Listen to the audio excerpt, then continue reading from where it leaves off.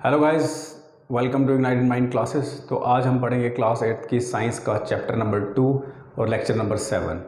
तो आज हम पढ़ेंगे माइक्रो ऑर्गेनिजम्स के रिलेटेड कि ये हमारे लिए हार्मफुल कैसे हैं। तो चलिए पढ़ते हैं।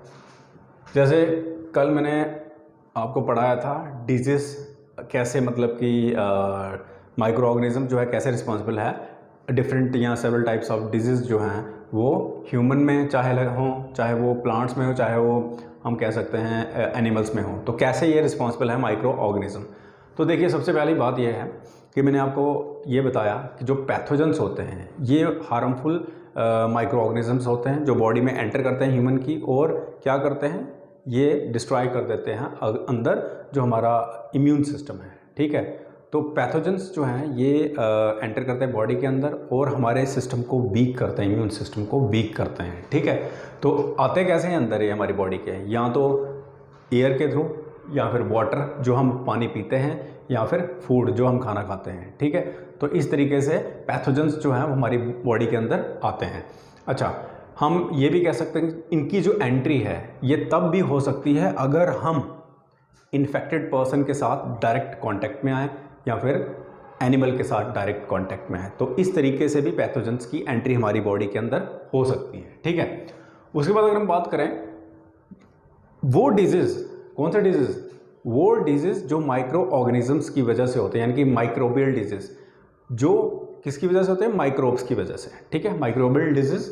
और ये कैसे होते हैं, यानी कि ये होते हैं एक इन्फेक्टेड पर्सन, एक इन्फेक्टेड जिसको ऑलरेडी प्रॉब्लम है, यानी कि जो आगे ही उसकी बॉडी जो है वो मतलब कि आगे ही बॉडी उसकी, मतलब कि इम्यून सिस्टम जो है उसका वीक है और वो हाईली इन्फेक्टेड पर्सन है, तो उसकी बॉडी से हेल्दी पर्सन की बॉडी में ये पैथोजेंस जो हैं एंटर कर जाते हैं थ्रू एयर, वाटर, फूड, या फिर उसके साथ फिजिकल कांटेक्ट में आने से। तो ऐसे डिजीज़ को क्या बोलते हैं, कम्युनिकेबल डिजीज़।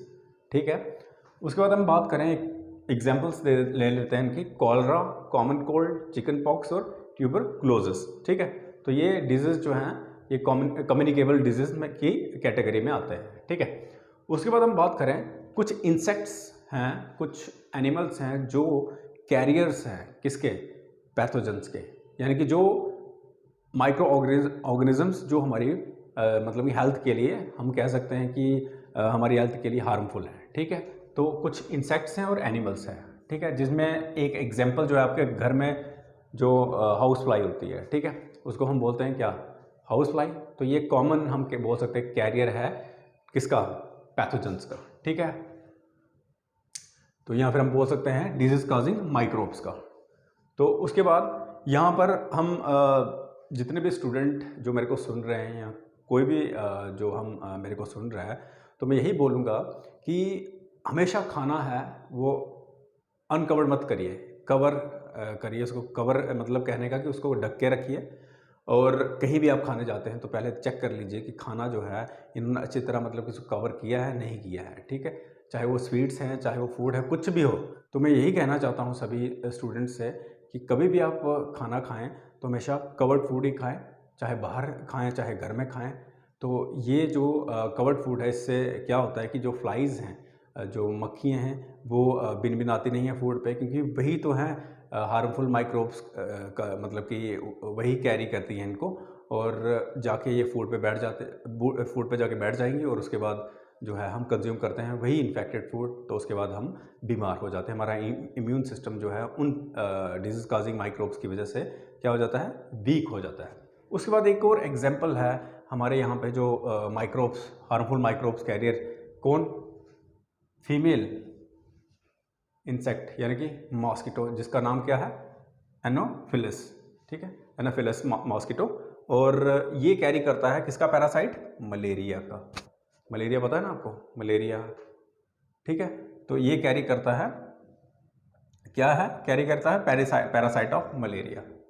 समझ आई। उसके बाद आ गया नेक्स्ट, ये भी फीमेल है, इसका नाम है फीमेल एडिस मॉस्किटो, और ये ऐसा मॉस्किटो है जो डेंगू वायरस को कैरी करता है।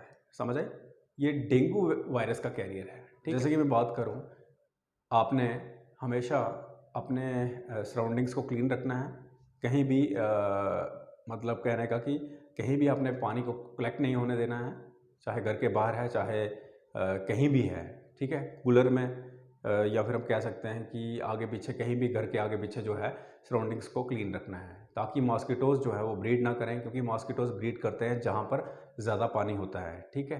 तो जब हम पानी ही को ही साफ़ कर देंगे, एरिया को क्लीन रखेंगे, तो मॉस्किटोज़ ब्रीड नहीं कर पाएंगे और ना ही वो डिजीज़ काजिंग माइक्रोब्स को कैरी कर सकते हैं, ठीक है।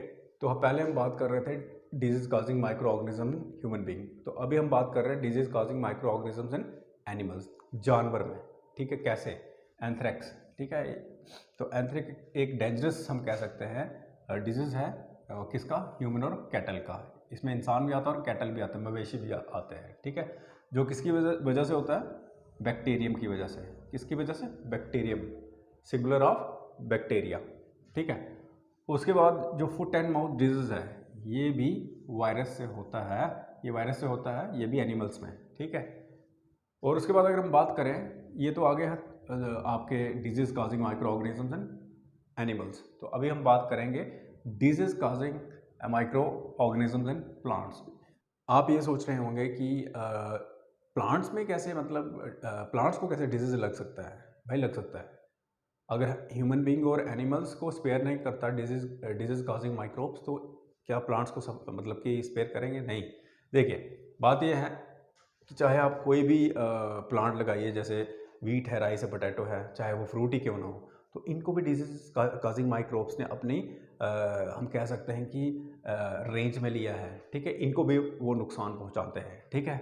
और सबसे बड़ा असर पड़ता है कि उनकी प्रोडक्शन, हम यील्ड, पैदावार कम हो जाती है इन सभी की, ठीक है। जहाँ पर हम एक्सपेक्ट करते हैं ये 10 संतरे मिलेंगे, वहाँ पर 5 या 6 मिलते हैं, प्रोडक्शन कम हो जाती है, ठीक है, पैदावार कम हो जाती है। उसके बाद इनको रोकने के लिए, इन डिजीज़ काजिंग माइक्रोब्स को रोकने के लिए, जड़ से ख़त्म करने के लिए हम कुछ केमिकल्स यूज़ करते हैं, ठीक है, इन माइक्रो ऑर्गेनिजम्स को मारने के लिए, ठीक है। तो नेक्स्ट हम पढ़ते हैं अभी फूड पॉइजनिंग के बारे में। तो फूड पॉइजनिंग क्या है? सिंपल सी बात है, जैसे सपोज़ करो आपने रात का खाना खाया या कोई भी ऐसा खाना खाया जो आपकी नॉलेज में नहीं है, तो आप या किसी फ्रेंड के घर में आपने खाना खाया, अब वहाँ नहीं पता वो रात का खाना था, सुबह का था या कितने दिन पुराना था, तो आपको वोमिटिंग हो रही है, आपके पेट में दर्द हो रही है, तो कहने का मतलब ये है कि आप अनहेल्दी फील कर रहे हो, आपको ऐसा लग रहा है कि मैं बीमार हो जाऊंगा, कुछ भी है, तो आप डॉक्टर के पास जाते हो, डॉक्टर आपको बोलता है कि आपने खाना जो है वो गलत खाया, आपको फीवर है, तो इट मीन्स कहीं ना कहीं वो खाना जो है वो उस पर माइक्रो ऑर्गेनिज्म जो है वो ग्रो किया है, और उस माइक्रो ऑर्गेनिज्म ने क्या किया है, एक हम कह सकते हैं कि टॉक्सिक सब्सटेंसेस प्रोड्यूस किया है, टॉक्सिक, जो हम कहते हैं जहर टाइप। तो कई केसेस में क्या होता है कि कई केसेस में इंसान बीमार पड़ जाता है, तो कई केसेस में क्या होता है कि फूड पॉइजनिंग की वजह से इंसान की मौत भी हो जाती है, डेथ भी हो सकती है। तो इसलिए हमेशा इस चीज़ की इंक्वायरी करें कि फूड जो है वो प्रॉपर सेफ जगह रखा हो और फ्रेश फूड हो, ठीक है। तो इस तरीके से आपका जो हम कह सकते हैं कि फूड पॉइजनिंग की प्रॉब्लम को हम ख़त्म कर सकते हैं, यानी कि अपनी सेफ्टी अपने हाथ। फूड को खाना है, मतलब कि हेल्दी रहना है, तो फूड जो है वो टाइम पे खाएं, फूड जो है वो फ्रेश खाएं, और इंक्वायरी कर लें। अगर बाहर खाते हैं तो तब भी आपको इंक्वायरी करनी है कि ये फूड मतलब सही जगह पे रखा है, जहाँ पर कोई फ्लाई, हाउस फ्लाई वगैरह या फिर और माइक्रो ऑर्गेनिज्म जहाँ ना ही, मतलब कि उनसे ना इन्फेक्टेड हो, तो ठीक है ना। तो इस तरीके से आपने मतलब कि अपने आप को सेफ रखना है, ठीक है। तो माइक्रो ऑर्गेनिजम्स में आज के लिए इतना ही। कल हम जो लास्ट लेक्चर होगा वो डिलीवर करेंगे यहाँ पे। तब तक के लिए जय हिंद।